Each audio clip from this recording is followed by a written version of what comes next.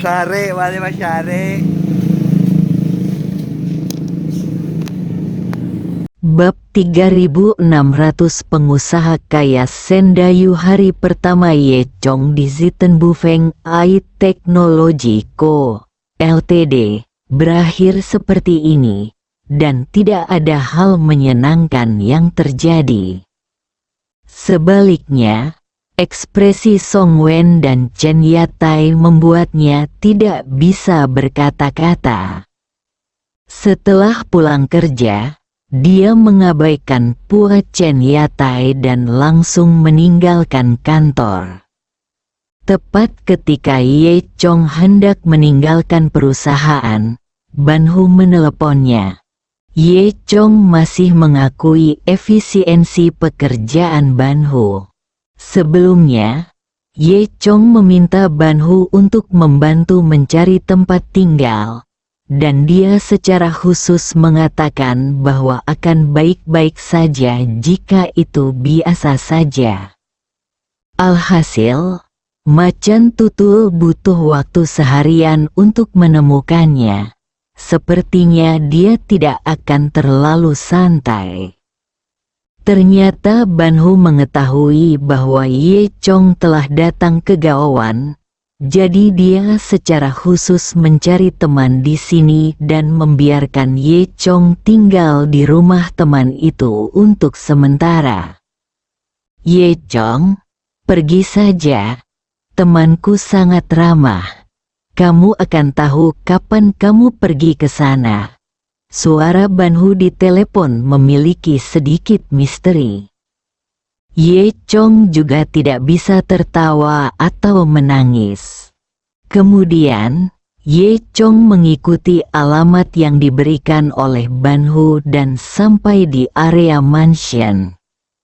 Setiap villa di sini memiliki gaya yang berbeda-beda, lengkap dengan taman dan kolam renang, serta arsitektur mewah, menunjukkan kekayaan dan selera pemiliknya. Tampaknya Macan Tutul memang tidak mencarinya begitu saja. Ye Chong membunyikan bel pintu sebuah villa yang sangat mewah. Pintunya segera dibuka, dan seorang pria paruh baya berdiri di depan pintu. Dia mengenakan setelan yang sangat bagus dan memiliki senyum hangat di wajahnya. Apakah ini Tuan Ye Chong? Silakan masuk, silakan masuk. Suara pria itu hangat dan sopan. Dia harus mengenakan jas di rumah. Rupanya karena dia sedang menunggu Ye Chong. Belakangan, Ye Chong diundang ke villa. Dia memperhatikan bahwa pria ini hanyalah orang biasa, tetapi ada temperamen yang luar biasa di antara alisnya, dan dia jelas bukan orang biasa. Pria itu memperkenalkan dirinya dan mengatakan bahwa nama belakangnya adalah Sen, dipanggil Sendayu, dan dia punya sejumlah uang di daerah setempat. Ye Chong memperkirakan bahwa agak kaya, ini berarti dia mungkin salah satu pengusaha kaya terkemuka. Namun, meskipun ini adalah pertemuan pertama mereka, tampaknya ada sedikit rasa hormat di mata Sendayu yang mengejutkan Ye Chong. Bagaimanapun, Sendayu adalah orang biasa, dan dia mungkin tidak akan bersikap dingin terhadap statusnya sebagai kaisar pedang.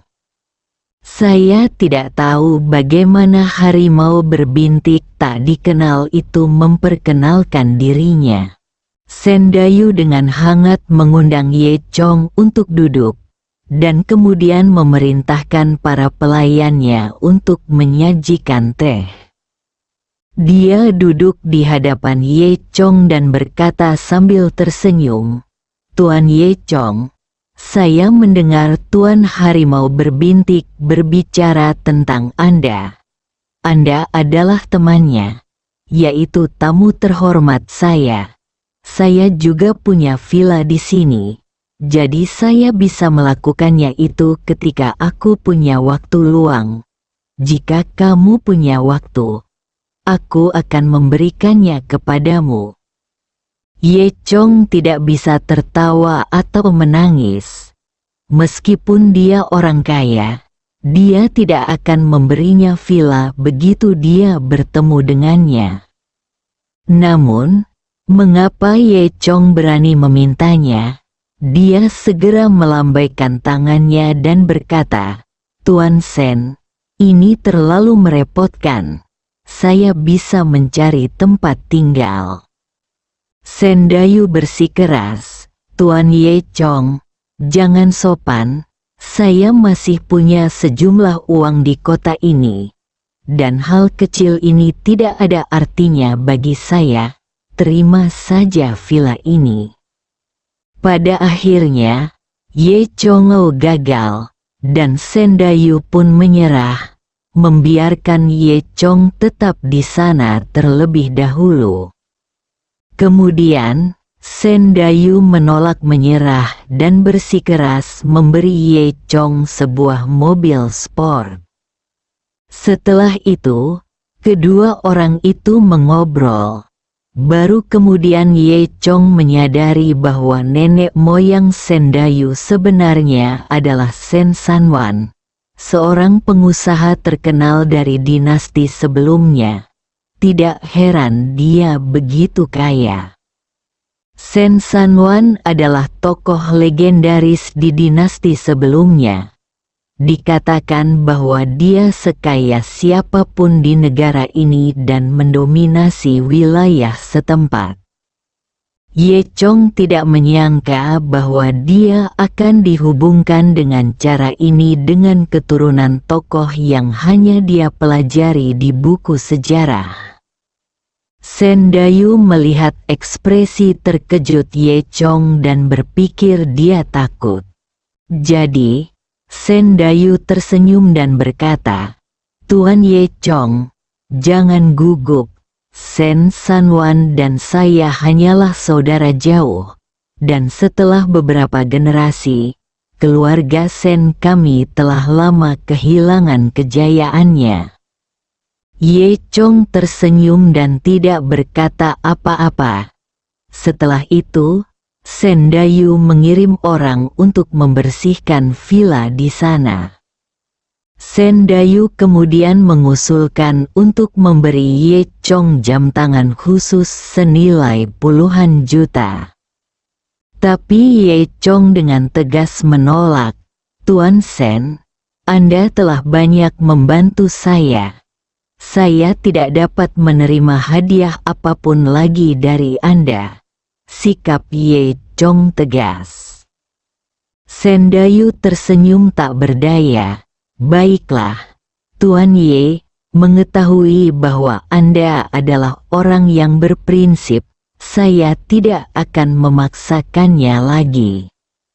Ye Chong tersenyum dan berkata bahwa dia tidak suka memakai jam tangan. Kemudian, Sen Dayu mengundang Ye Chong untuk makan malam bersama. Meja makan di villa dipenuhi dengan segala macam hidangan lezat. Sen Dayu juga secara khusus membuka sebotol anggur merah. Keduanya mengobrol sambil makan.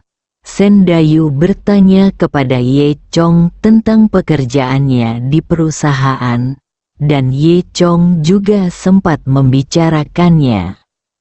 Setelah mendengar ini, Sen Dayu mengerutkan kening dan berkata, "Tuan Ye Chong, saya tahu perusahaan ini adalah salah satu yang terbaik di Gaowan.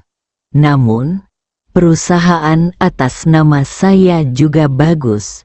Jika Tuan Ye bersedia, saya dapat mengaturnya. Anda." Ye Chong menggelengkan kepalanya dan berterima kasih kepada Sen Dayu atas kebaikannya. Awalnya, Ye Chong tidak masuk kerja. Sendayu tidak memaksanya, dan berkata, "Baiklah, Tuan Ye, jika Anda memerlukan bantuan di sana, katakan saja kepada saya. Saya masih memiliki beberapa koneksi di kota ini, dan saya mungkin dapat membantu Anda." Ye Chong tersenyum dan berkata, "Tuan Sen, Anda telah banyak membantu saya. Saya akan menangani sendiri urusan perusahaan, jadi Anda tidak perlu khawatir." Senda mengangguk, lalu dia mengangkat gelasnya dan berkata, "Tuan Ye Chong, saya ingin bersulang untuk Anda dan mendoakan yang terbaik untuk Anda di kota ini." Ye Chong juga mengangkat gelas anggurnya, dan keduanya mendentingkan gelas mereka dan meminum semuanya dalam satu tegukan. "Aku tidak menyangka Macan Tutul akan punya teman sepertimu," kata Ye Chong. Sendayu berkata dengan cepat, "Kamu terlalu sopan. Tuan Harimau Berbintik mempunyai teman sepertimu. Itulah sebabnya dia begitu kuat." Ye Chong merasa geli dan ingin tahu bagaimana Spotted Tiger membual tentang dirinya. Setelah makan malam, Sendayu mengatur seseorang untuk mengirim Ye Chong ke villa lain. Letaknya tidak jauh dari sini, di seberang kawasan villa yang sama. Segala sesuatu di ruangan itu telah dirapikan, dan tempat tidurnya juga baru. Dekorasi di dalam villa elegan dan nyaman, dan jendelanya berupa taman yang indah dengan pemandangan yang menyenangkan. Orang yang datang bersama Ye Chong pergi setelah perkenalan. Ye Chong berdiri di depan jendela, melihat pemandangan di luar, tapi dia merasa sedikit bingung apakah harus tertawa atau menangis.